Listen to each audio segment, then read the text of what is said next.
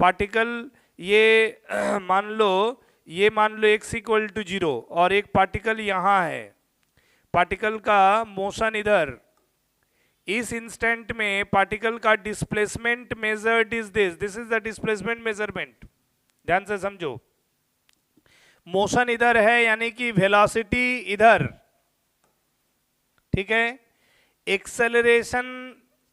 Acceleration जो है still towards mean point, ये है वेक्टोरियल कैरेक्टर सब, ध्यान से समझो इसको, है ना।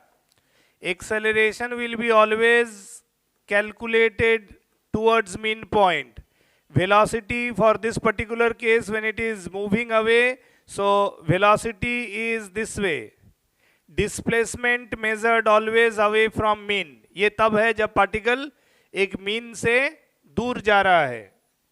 अच्छा, दूसरा केस, जब एक SHM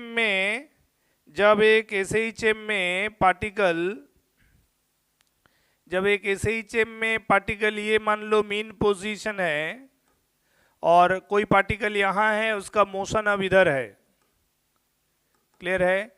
अब मोशन इधर हुआ तो अब देखो वेलोसिटी भी इधर, एक्सेलरेशन तो हर हाल में इधर ही होगा, displacement still measured this way, displacement is always measured away from mean position, either it is going away from mean और कमिंग टुवर्ड्स द मीन।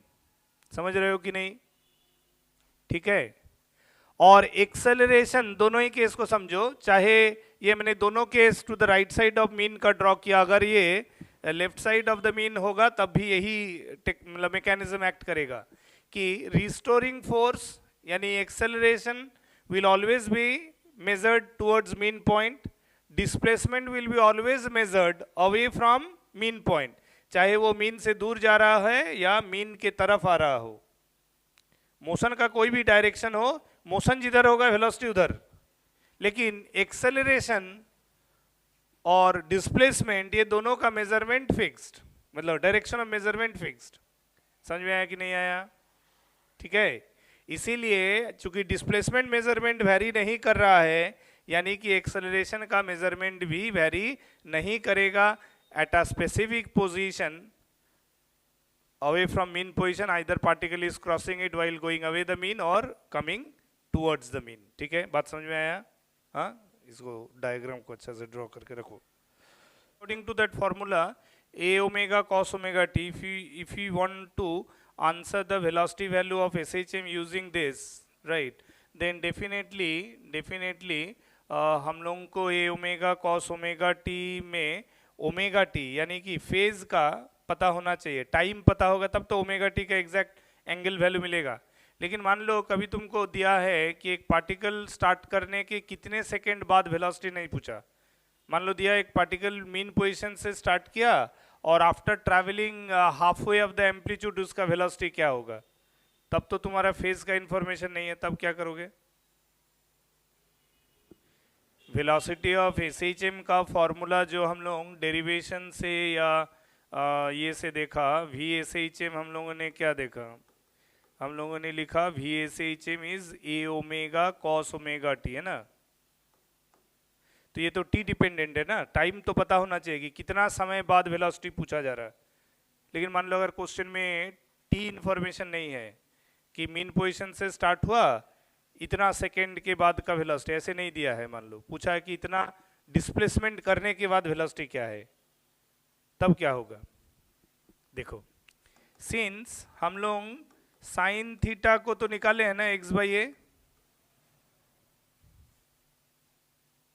तो साइन थीटा का मतलब क्या है? This is sine omega T, हाँ या ना? अगर मेरे को साइन ओमेगा टी पता है तो क्या मेरे को कॉस ओमेगा टी पता है? This formula is involving cos omega t ना, तो क्या मैं लिख सकता हूं cos omega t is under root of 1 minus sine square omega t, cos omega t is equal to under root of 1 minus sine square omega t, लिख सकते हैं ना, हाँ या ना? तो अगर मेरे को sine omega T in term of x पता है एज एक्स बाई ए, तो कॉस ओमेगा टी वो भी तो पता है 1 minus x square by A square.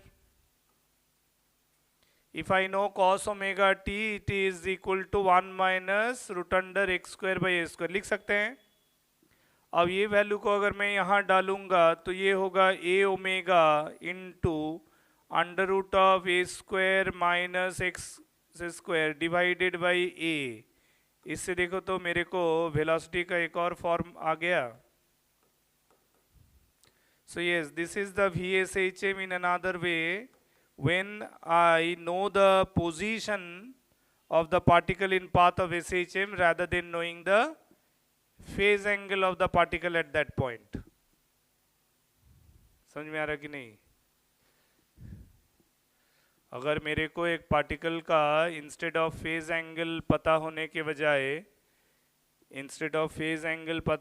बजाय मेरे को अगर मान लो उसका पोजीशन पता है, तो I can write down the VSHM using this formula.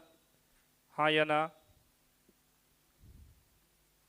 तो यानी कि VSHM का दो फॉर्मूला मिल गया, एक तो फेज एंगल रिलेटेड फॉर्म और दूसरा पोजीशन रिलेटेड फॉर्म. ठीक है.